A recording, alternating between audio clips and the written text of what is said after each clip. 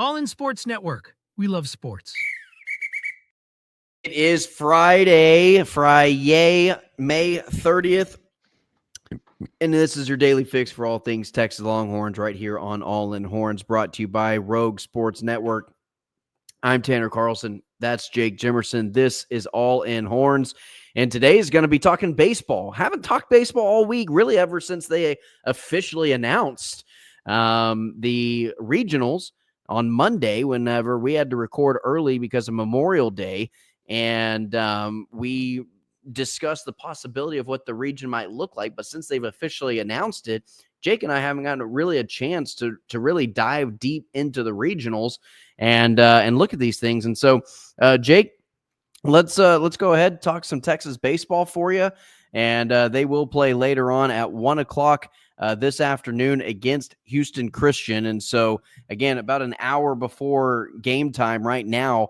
So if you're looking for a pregame and you don't really want to watch whatever they're showing on TV, this is a great opportunity for you to tune in for about a 15 to 30 minute long discussion on Texas baseball and kind of what the implications of what this regional might look like for Texas. But let's give everybody a rundown of what the region looks like in Austin, Texas. They will be taking on UTSA, Kansas State, and Houston Christian, and those are the three teams that will be filling in the 4-team region in Texas, in Austin, as Texas is hosting as the number 2 seed. Again, UTSA and Kansas State, they will play later on tonight at 6 p.m. And so we'll kind of have an idea as who Texas is going to be playing against. And one thing, Jake, I have something on my chest that I've been wanting to get out. UTSA fans are really loud for, I don't know for what reason. I grew up, or not grew up. I worked in the San Antonio area for a brief moment of time. I worked on a sports radio station and news channel there. And so, I ended up following a decent amount of, sports, San Antonio sports guys in the area and kind of, Twitter personalities and Twitter accounts. And they followed me back. And so we've guys kind of stayed following each other, and sure, when I was in San Antonio, I rooted for UTSA, this, that, and the other, but I never got it mixed up that UTSA could ever really compete with Texas on a national scale. And I don't think anybody really does. I don't think UTSA fans think that. Well, not all of them. But boy, do they like to talk a lot of trash to Texas when it comes to them playing head on. I don't care. Even football, the last couple of years, like 2 out of the last 3 years, Texas has played UTSA, and they've gotten this awfully large ego that they're not afraid of Texas. I'm not asking you to be afraid of them, but I am asking you to be a somewhat reasonable person to understand what happened a few months ago on a Tuesday night is not going to be the same Texas team that you're going to see in the postseason. It's just not. And for whatever reason, they can't get it through their thick skulls, Jake. I've been going at 2, 3, maybe even 4 UTSA guys on X, the Everything app. Everything happens on X, especially UTSA fans talking trash. Yeah, I noticed that as well. I just choose not to interact because if it's kind of a lose-lose situation for a Texas fan. Because you beat them, and then all of a sudden those be like, well, of course you did. You're Texas. You were supposed to. Well, congratulations on beating little old UTSA. Yeah. Their whole demeanor changes. Yeah. But when they win, it's like we're the kings of Texas. Yeah. We are the flagship university in Texas. Yeah. They sound like A&M fans. He sent me a GIF of Walmart calling me a T-shirt fan. And I was like, are you just telling me that you don't have any merchandise of UTSA in Walmart? Because I don't think I've ever seen a single UTSA shirt for sale anywhere. That's the number one insult. It's like, you're a T. Well, it's like, first off, I've had family that's gone to UT. I was raised around the Austin area. Like, not everyone ends up deciding to go to the big university. You can still be a fan of that university. Yeah. Whether you don't even have to have family ties. If you're just raised a fan of that, you're just raised a fan of. Guess what? Every single team has T-shirt fans. I've never understood that insult. So you're telling me maybe for UTSA it is true, but you can only be a fan of a team if you graduated from that university. Man, I guess Ohio State, I don't know what they're doing up there in Ohio State or Miami. Can you imagine Alabama? Can you imagine the amount of Alabama fans that there would be if you had to graduate from Alabama? They'd probably have like 10 fans in Alabama. To be fair, it's very easy to graduate from Alabama. That, again, they probably still would only have about 10 fans to if you had to graduate from a school to actually be a fan of that school. So like, yeah, it's just absolutely absurd to me. That's a horrible. And I love it because I know plenty of t-shirt A&M fans, and it's still their favorite. It's still their favorite insult to throw at you for Texas A&M is like, you're a t-shirt fan. I was like, dude, you go to College Station like once or twice a year. What are you talking about?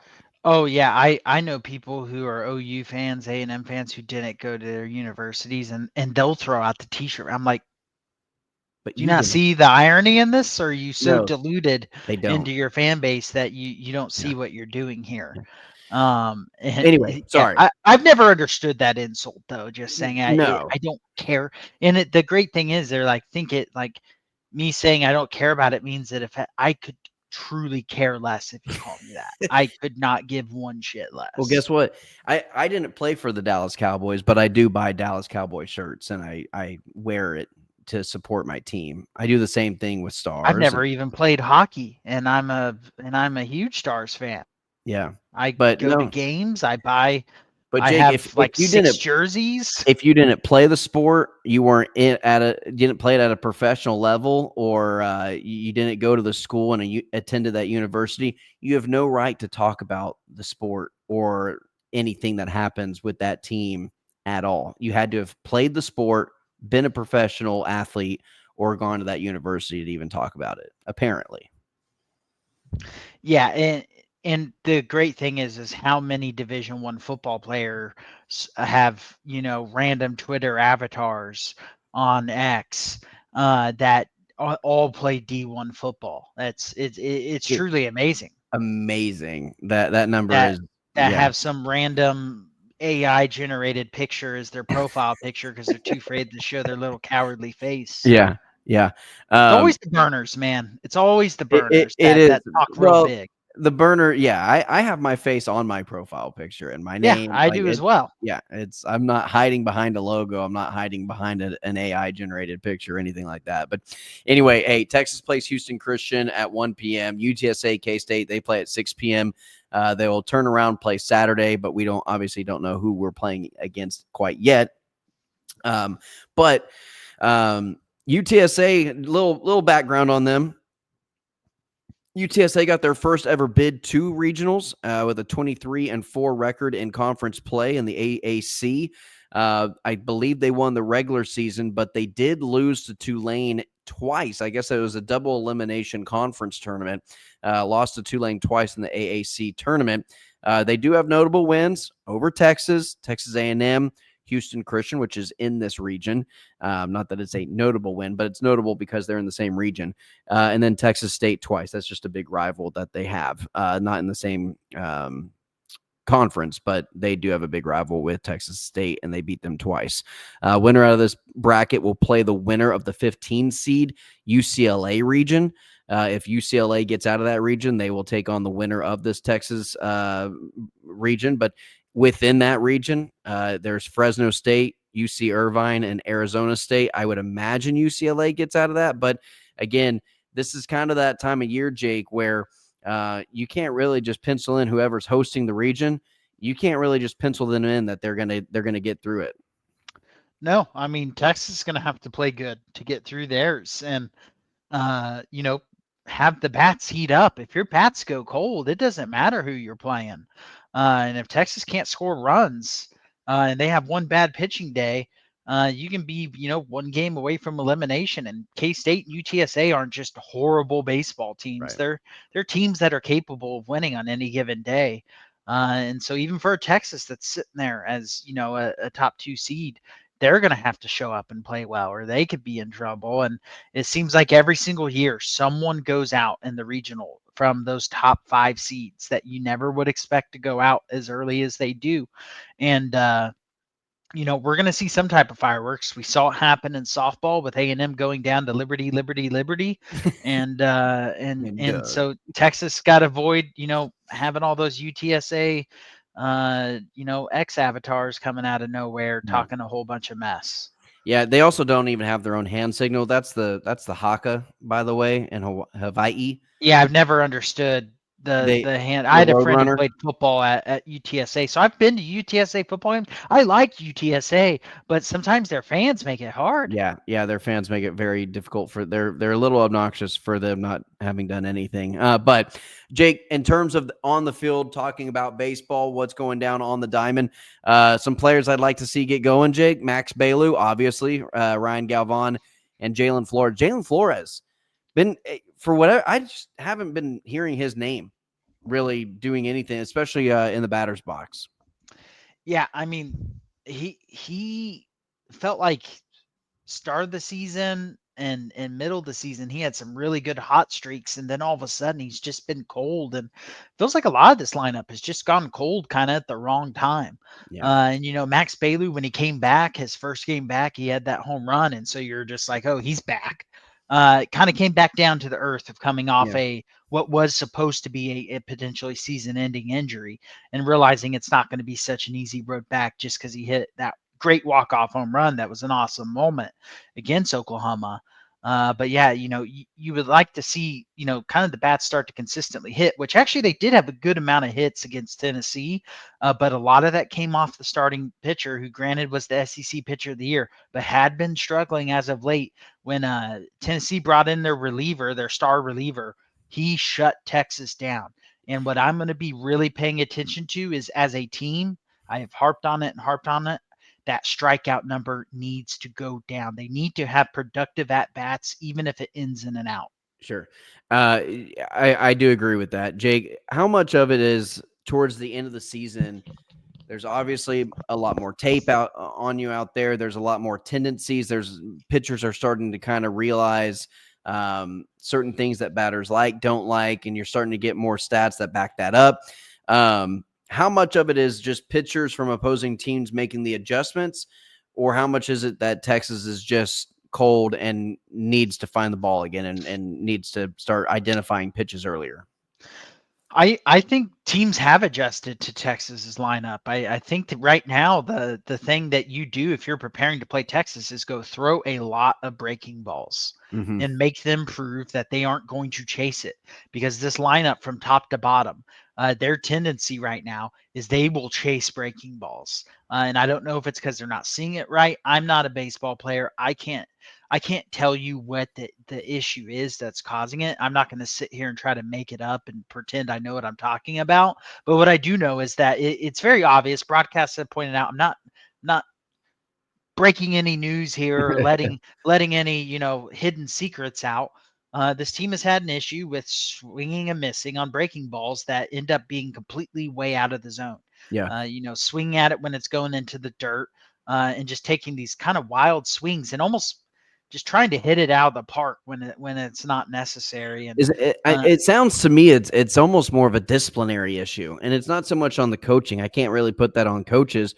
I think the coaches can harp on it all they want, but when you're in the box, it's you and the pitcher. It's a one-on-one game, and you can't let the pitcher bait you into taking bad swings. and Texas is a great team at hitting, non-breaking balls. So how do you get the pitcher to throw more fastballs, more changeups, more things like that? You get him behind in the pitch count. Yep. When you're behind in the pitch count, you're not throwing those breaking balls. So you got to just learn to hold your water sometimes early in these counts. And when you're constantly down, it just feels constantly Texas is at best 1-2. It never feels like it's 3-0. And Texas get maybe just seek out a fastball to try to knock it out.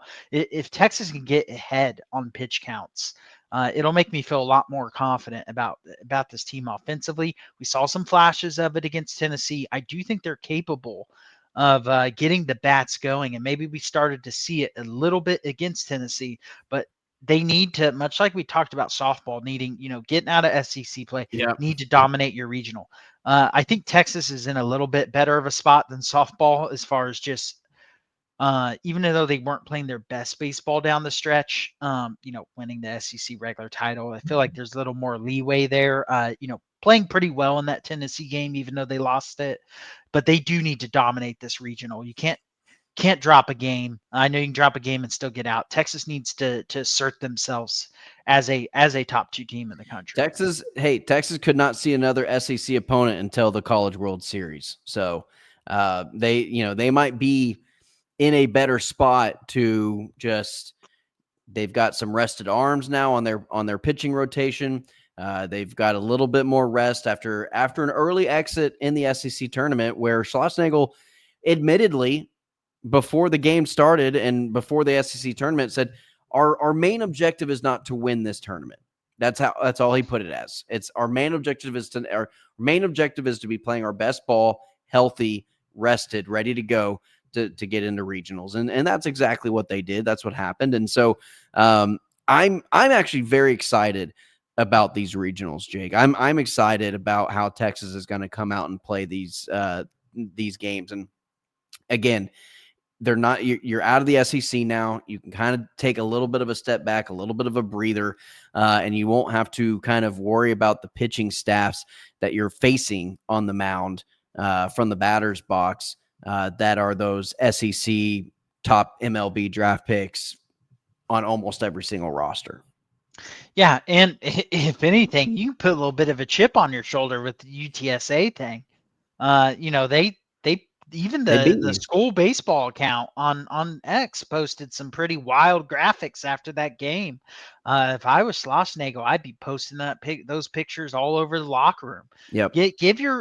You gotta do the Kirby Smart thing. Yeah, absolutely. I think Kirby Smart is the master of doing that. Even when you're the favorite, make yourself the underdog. And I think Texas needs to have a little bit of that attitude, because I think they kind of felt like that most of the season. And then I think when they felt like the top dog, maybe and injuries caught up to them finally, it kind of fell apart a little bit at the end. Still were able to hold on to that SEC regular season title.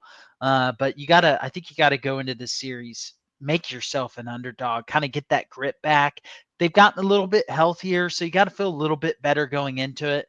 But just go out there with the objective to assert yourself. It's about as healthy of a team as you're going to get. I mean, as Texas is going to get at this point, because right. Jared Spencer's not going to magically come back. Correct. So, I mean, knowing he's out for the year, it's about as healthy as you're going to get. So you've got to make the most of this opportunity while you still can. And I think this Texas team is going to come out re-energized with a different type of juice.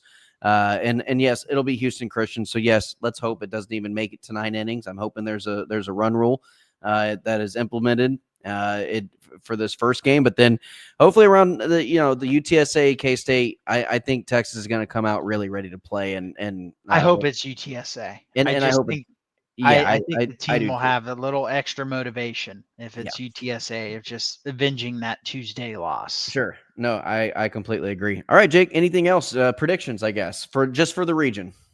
Yeah, I mean, I'm going to predict Texas to sweep through this regional. I not lose a game, maybe have a closer game against UTSA, but I expect Texas to drop one. And if they do drop one, I'll be very concerned going into a super, assuming they would get out of it, even if they drop one.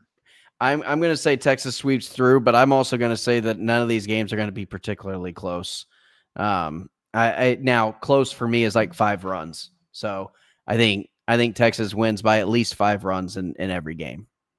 Yeah, I'd say that's a blowout. I think winning by 4 runs is winning by a pretty healthy margin. Yeah.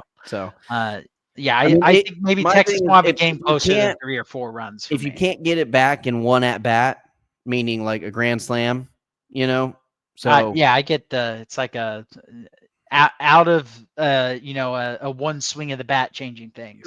Correct. Yeah, and you can still win the game even if one swing of the bat makes it a little bit closer than you'd like. So all right, Jake, that's going to do it for today's episode and this weekend full of softball and baseball. And maybe, just maybe, this is just out in the nethers. Jake and I may be able to attend a regional game this upcoming weekend. We don't know that for sure yet. No Texas plans have needs been to made. win that first game for there to be a But- chance. But there could be so you're telling me there's a chance. Might be a chance that we are there in Austin. So we'll be in that area this weekend. So anyway, for Jake Jimerson, I'm Tanner Carlson. That's going to do it for your daily fix of all things Texas Longhorns. Don't forget to like, share, and subscribe to the channel. And as always, ladies and gentlemen, have a great weekend and hook 'em. All in Sports Network. We love sports.